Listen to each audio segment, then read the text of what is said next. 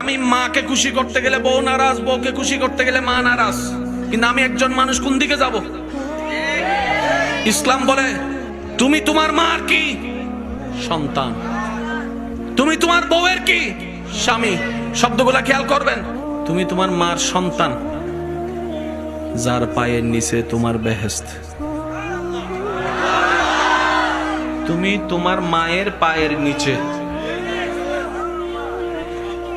তুমি তোমার বউয়ের কি স্বামী। স্বামী মানে অভিভাবক। অভিভাবক কি নিচে না উপরে? মায়ের পায়ের নিচে তুমি, আর বউ তোমাকে মাথার উপর রেখেছে, কারণ তুমি বউয়ের অভিভাবক। তো উপরওয়ালা তো নিচের ওয়ালা মতো হয় না, নিচের ওয়ালা তো উপরওয়ালার মতো হয় না। এবার সে বলে আমি করব কি? বলে যে শোনো, তুমি মাকে মাথায় রাখো, বউকে বুকে রাখো।